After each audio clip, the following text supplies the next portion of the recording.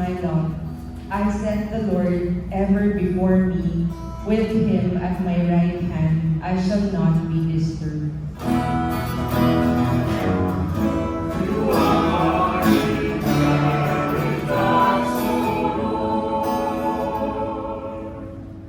Therefore, my heart is glad and my soul rejoices.